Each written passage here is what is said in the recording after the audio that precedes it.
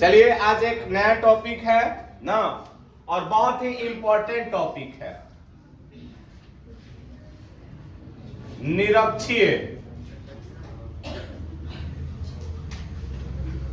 स्थिति में विद्युत क्षेत्र की तीव्रता।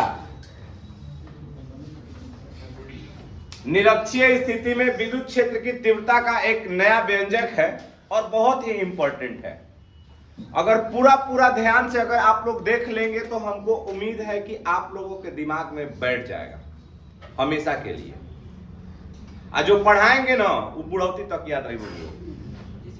ठीक, ध्यान से समझिएगा, जवानी तक याद रखल चाहता जा एग्जाम तक। देखो ना, मान लेता नहीं कि काल दिन तो जानी के लड़का लड़की तारा के बुढ़वा बनावे लगी तो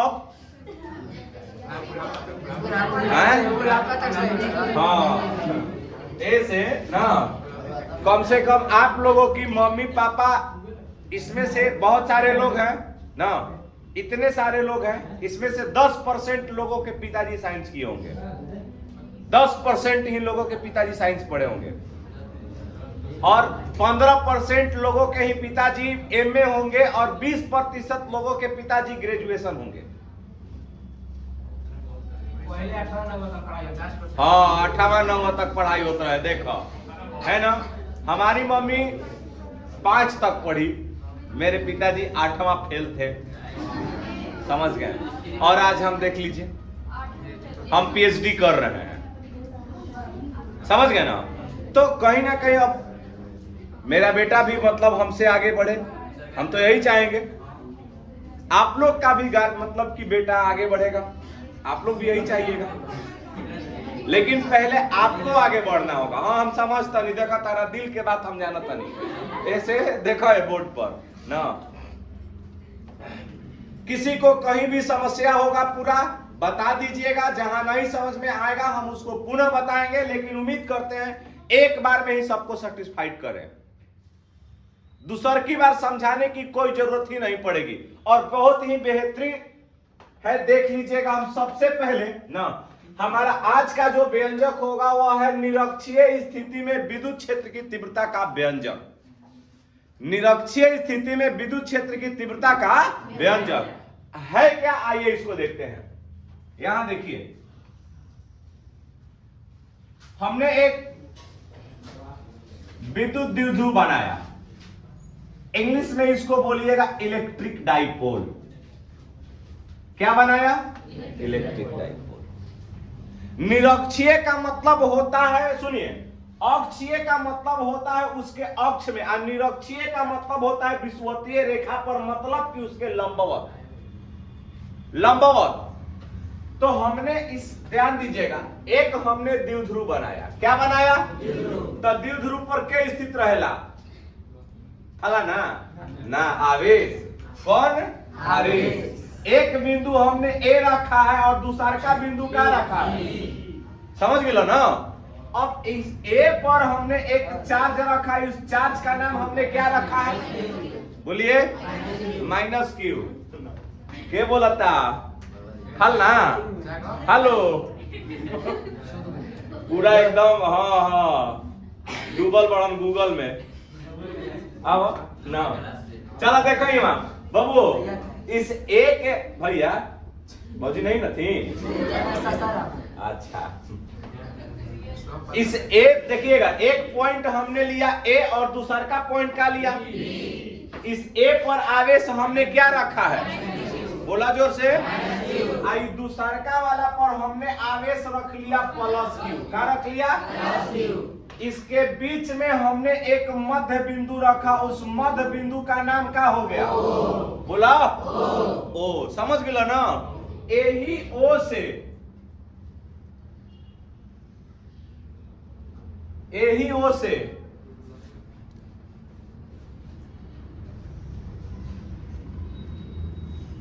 आर दूरी पर, कितना दूरी पर? आर दूरी पर एक अन्य बिंदु P स्थित है। कौन बिंदु स्थित है? काहे रोवताड़ू हो? गजब हम कहा कहता नहीं। अच्छा देखा जा ना, एक बिंदु पर सुनिए ना, आर दूरी पर एक बिंदु P स्थित है, जहां ये दोनों के कारण हमको विद्युत क्षेत्र की तीव्रता निकालना है। कहां निकाले के बाद? जोर से बोलो। किसके कारण? माइनस क्यू और प्लस क्या निकालना है? विद्युत क्षेत्र की तीव्रता। अब थोड़ा सा समझिएगा ना, तब मान लेते हैं कि यहां से देखिएगा ध्यान से,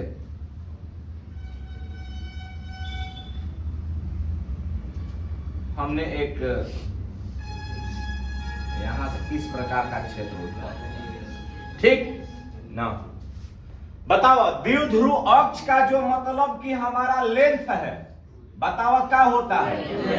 ए से लेके बी तक की लंबाई कितना? बोलो बाबा जी ना, ए से बी तक का टोटल लंबाई कितना बा? अच्छा तो बताओ ए से लेके बी तक के लंबाई जब 12 है तो ए से लेके ओ तक का लंबाई कितना है? ओ से बी के बोला हो गई पक्का। ए से लेके ओ तक कितना हो जाएगा? ओ से बी के बोलो। तो अब बतावा जा, आपको हमने वैद्युत बल रेखा के बारे में बताया था। रेखा जिसको तुमने कभी नहीं देखा वह है वैद्युत बल रेखा। मतलब वैद्युत बल रेखा किस प्रकार की रेखा होती है? काल्पनिक रेखा। कौन सी रेखा? तो जो ना देखा जाए उसको कल्पना न किया जाएगा। बोलिए गलत है। अब जैसे कि हम लोग यहाँ बैठा रहते हैं तो यहाँ हम लोग कल्पना करते हैं कि दुबई कितना सुंदर होगा, स्विट्जरलैंड कितना सुंदर होगा, और वहां जाने के बाद ना पता चलेगा। जो चीज हम नहीं देखे उसकी कल्पना कर सकते हैं। समझ गए लो? हाँ गूगल पर देख सकते हैं। हाँ सपनों में देख, वही ना हम बतिया कहता नहीं। तो एक चीज अब तनी सुन समझिएगा, ये बात पर ध्यान दीजिए ना। तो ये बताइए, ध्यान से समझिएगा कि माइनस, सुनिए कि नियम कहता है वैद्युत बल रेखा का ना, वैद्युत बल रेखा का नियम कहता है ना कि जो माइनस वाली होती है रेखा, एक मिनट ध्यान से समझिएगा, कि जब माइनस क्यू चार्ज रहता है, जो ऋणात्मक आवेश रहता है, उस पर वैद्युत बल रेखा क्या करती है? प्रवेश करती है। क्या करती है? अब प्लस से वैद्युत बल रेखा। तो बताइए कि माइनस जब यहाँ चार्ज है तो वैद्युत बल रेखा की दिशा, वैद्युत क्षेत्र की दिशा किधर की ओर होगी? बोला माइनस की ओर। किसकी ओर? देखा तब कहीं दिक्कत बा, कर देनी एक ओर ना। लेकिन जब अब यहां थोड़ा सा दिमाग लगाइए, सिर्फ बुझाता ना। और जब अगर प्लस है तो वैद्युत क्षेत्र की दिशा किधर की ओर होगी? बोलो ऊपर की ओर ना। बहुत सुंदर, क्या बात करते हो, पूरा पूरा समझ में आएगा। हम इसकी गारंटी देते हैं। इनाम में 100 रुपया दे के जाइएगा आप लोग। हाँ अच्छा तो के ना चाहिए वाला के खाली इनाम दे बजा। हाँ एक पैसा नहीं देते हैं छल जी। हाँ चल जाई बारा तब प्रभाव डालने लगी तुरंत ना। ahoy देखा जा, एक चीज समझिएगा थोड़ा सा ना, तब बतावा तो नहीं। यहाँ पर हमने क्या कर लिया, देखो यहाँ से ना, कि इधर की ओर जो हमारा विद्युत क्षेत्र हमने लिया, इसको विद्युत क्षेत्र का हमने मान लिया E1। क्या मान लिया? बोलो बड़ा लिख देते हैं, क्या हो जाएगा? E1। इस Q के प्लस Q के कारण हमने क्या रख लिया? कौन दिक्कत है? बोलो। अब ये जब दोनों इस प्रकार है ना, तो एकरा बीच में हमने एक, ध्यान से समझ लो, लंब खींच लिया, जिस पर हमको इन दोनों के कारण तीव्रता निकालना है। इसका मान हमने क्या मान लिया? E, जो इस दोनों का क्या व्यक्त करता है? रिजल्टेंट, परिणामी को व्यक्त करता है। अगर सपोज दैट, अगर मान लेते हैं कि हमने यहां पर एक चीज रखा, इसका मान हो गया थीटा, E और E2 के बीच का मान कितना है? तो बताओ अगर E थीटा बा तो इहो वाला मान क्या हो जाएगा? समझ में आ गया? एक चीज आप लोग को हम बताते हैं ना, ध्यान से समझिएगा, ठीक ना? ध्यान से 11th में आपको समझ में आया होगा, वेक्टर पढ़ाए होंगे हम लोग, आप कहीं पढ़े भी होंगे तो आप जानते होंगे घटक के बारे में, कंपोनेंट जिसको बोलते हैं। अगर मान लेता नहीं ना, यहां पर थीटा है, यहां एफ है, एफ ना अगर मान लेता नहीं कि बीच में रिजल्टेंट एफ है, तो थीटा के साथ जब हम घटक लिखते हैं, थीटा के साथ जब घटक लिखिएगा तो वह किस स्थिति में होता है? कॉस के रूप में। और थीटा के विपरीत जब थीटा के साथ, अच्छा ये बताओ कि हई परिणामी के मान एफ बा तो हेकर घटक का लिखबो? जोर से बोलो। माने जेने थीटा रही ओकर कॉस मान होला, का होला? ई मोटा मोटा तहन यानी के जाने के बाद समझ गेला जानो। अच्छा, आ जेने साइन, सुनो, जेने थीटा नहीं के ओने का होई साइन, तो बताओ ऊपर में का लिख सकेलो? बोलो। अच्छा बाबू देखो संततनी सुन ना, हई E2 का जो घटक लिखिएगा यहाँ तो का लिखबो? थीटा यही पट्टी ना बा, तो मान बताओ का हो जाएगा? E2 cos के ता ना, आ नीचा है करो थीटा नहीं है ना बा, तो इहवो का लिख सकेलो? बोलो। E1 cos। अच्छा अगर मान लेता नहीं कि होइहे वाला लाइन अगर ऊपर और बढ़ा देला, बढ़ाओ तो ना, सपोज दैट तब हेने थीटा हेने रहे तो cos, तो हेने थीटा बा, बोलो। तो हई वाला जब घटक लिखब तो ये घटक के मान का होई, नाम का होई बताओ? आओ अब अच्छा देखो लड़की है कोनो, बुलाओ ना लोग को, बाहर गई उधर, देखो आगे आगे आगे रूम के पास है, लजा रही है का तो कोनो है ना। अब यहाँ पर बतावा जाए तो E1 साइन का हो, सॉरी E2 साइन का हो जाएगा? अच्छा E2 साइन थीटा, और नीचे हूं का हो जाएगा? E1 sign. कहीं किसी को दिक्कत है तो मतलब कि घटक की जब बात कीजिएगा ना, घटक की जब बात कीजिएगा तो बताइए थीटा के साथ cos थीटा होता है, थीटा के विपरीत क्या होता है? बोलिए। कहीं किसी को डाउट है? नहीं ना? अच्छा इंग्लिश मीडियम वाली है, चाबी दे दीजिए इन लोगों को बच्चे। अच्छा ना खोला बाहर दे दो जा, खोल दो, चाबी लेते जाइए, दे दो। अच्छा ना, यहाँ देखिएगा ना, तो अब यहाँ पर आप लोग समझ गए होंगे E1 साइन थीटा हो गया, एगो का हो जाएगा E2 साइन थीटा। कोनो दिक्कत है? यहाँ तक जिसको भी प्रॉब्लम हो आप हमको बता सकते हैं, जिस किसी को भी प्रॉब्लम हो। कहीं डाउट है?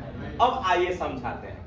तब फिर से देखो, एगो द्विध्रुव अक्ष बा, द्विध्रुव अक्ष क्या है? जोर से बोलिए। AB। द्विध्रुव अक्ष के लंबाई बोला जोर से। अच्छा ए पर कौन सा आवेश? बी पर हो सकता है, बोलिए। अच्छा इहो अपन प्रभाव डालता, इहो प्रभाव डालता, दोनों प्रभाव कहाँ डालता? बोलो बी पर ना। तो बताओ ओ से लेके पी तक का दूरी क्या है? बोलो।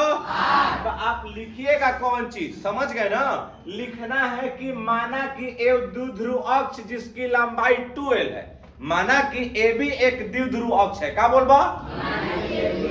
हाँ फिर से यहाँ लिख दे। अब यहाँ पर समझिएगा, आगे बढ़ते हैं ना। माना कि AB एक देव ध्रुव अक्ष है, समझ गए?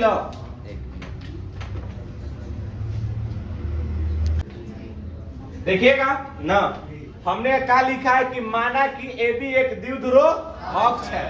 अब बताओ जा ना, बिंदु A पर -q तथा बिंदु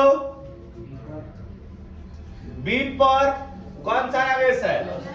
+q आवेश स्थित है ना। कौन सा आवेश स्थित है? अच्छा ना, द्विध्रुव के मध्य बिंदु O से, कितना से? O से कितना दूरी पर? R दूरी पर ना एक बिंदु P स्थित है, जहां विद्युत क्षेत्र की क्या निकालना है बबुआ? तीव्रता ज्ञात करनी है। अब यहां पर देखा जाए तो सभनी के कारण हमनी के पारा पारी निकाला जाएगा ना। तो अब यहां पर एक चीज समझिएगा,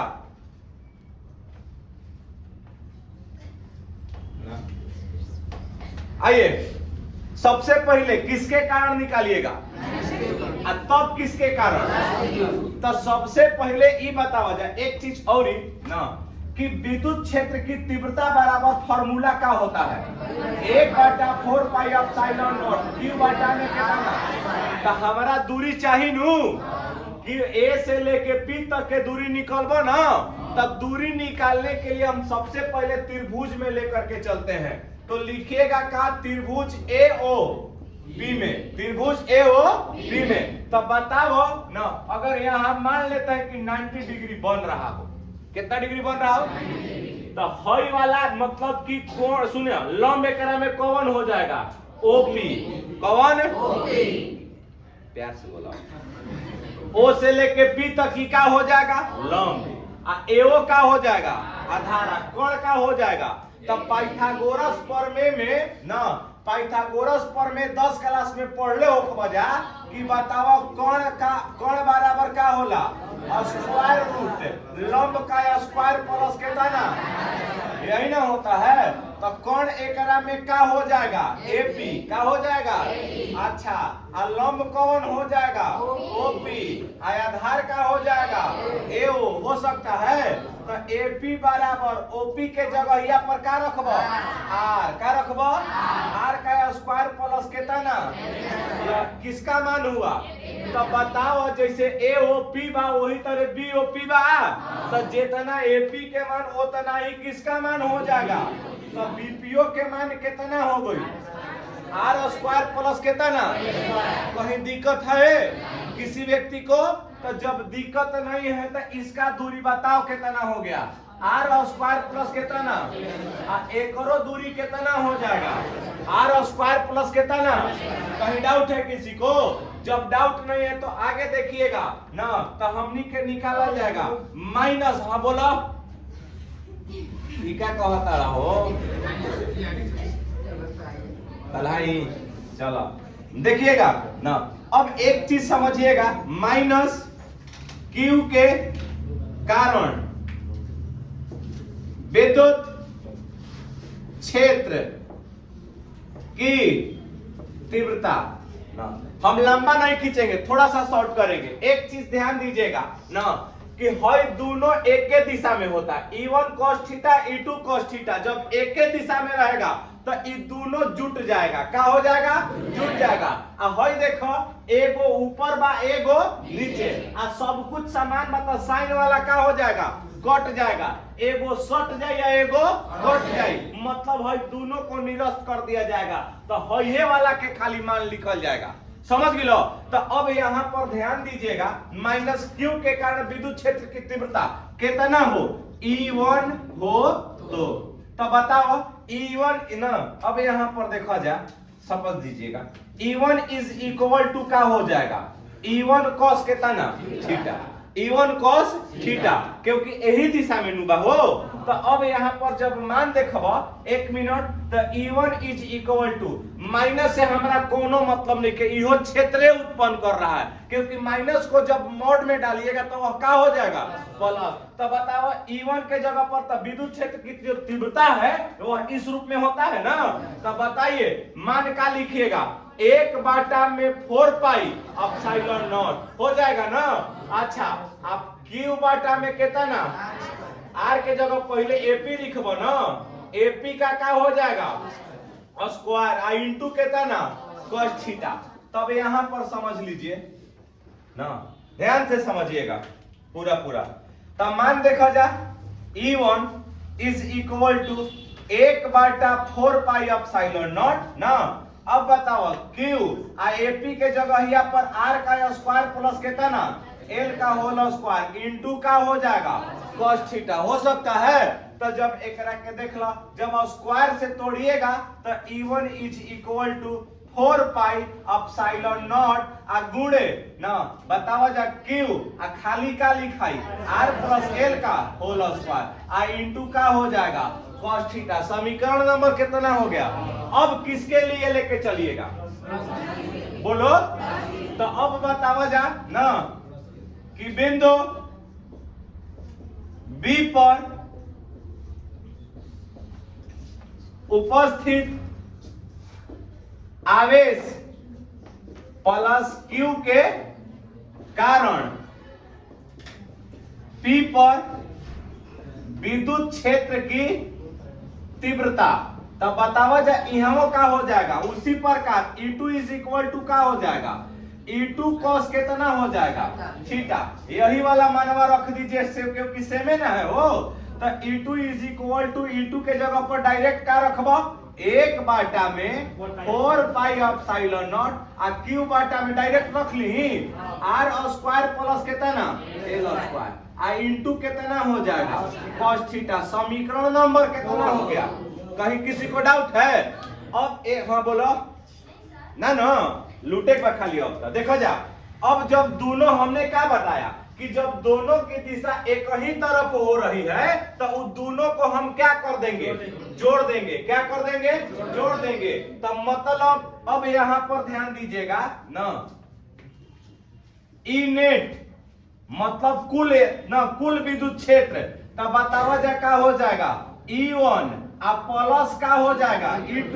तब बताओ E1 के मान हो तना आई बा तो रखो एकरा में 1 में कितना 4 पाई एप्सिलॉन नॉट Q बाटा में कितना R स्क्वायर आ प्लस कितना L स्क्वायर आ इंटू कितना cos थीटा। आ इहे चीज एक बार आउ रख दो तो 1 में 4 पाई एप्सिलॉन नॉट ना Q बाटा में R स्क्वायर प्लस कितना L स्क्वायर आ इंटू का हो जाएगा cos थीटा। हो सकता है आई जब दोनों के जोड़बा तो एकरा आगे का लग जाए, जैसे x आ x जोड़ब कोई तो हकरो आगे 2 लग जाई। तो बताओ का लिख सकेला 2 इंटू 1 बाटा में 4 पाई एप्सिलॉन नॉट Q बाटा में कितना R square plus L square आ इंटू का हो जाएगा। बोलो क्या है? कैसे कि हम अब 2 लग गईल बोलो हाँ चाहे ना। अब हेकर मान रखे के बाद इस समीकरण नंबर कितना हो गया? केनियो जगह बा मार दी हूं हमें। अब यहाँ पर अच्छा दू करो मार एने लौकता देख लो सर यहां पर हाथ लौकता एने मार देई एने बीच में एने नहीं सही सही ठीक है। हां अच्छा अच्छा ठीक बा बिहार सरकार देखिएगा बिहार सरकार बिहार सरकार के एरिया हो कहता। अच्छा अब यहाँ पर देखिएगा तनी सुन मान देखना होगा हमको। देखना क्या है एक बोर्ड में नहीं है फरियाई लेकिन कोशिश कैले है हटवावे के ना है। cos थीटा लौकता बोलो cos थीटा दिख रहा है एक और cos थीटा के मान से। तो अब cos थीटा को मान निकालने के लिए हम लोग क्या करेंगे कि किसी एक त्रिभुज से लेके चलिएगा, किसी एक त्रिभुज से हम लोग लेकर के चलेंगे तब जाकर के cos थीटा का मान निकलेगा। तो नीचे लौकता है देखा काम खत्म करता उतारिए पूरा तब तक एक बार देख लीजिए उतार लीजिए फिर आगे हम लोग बढ़ते हैं क्योंकि मिटाना पड़ेगा।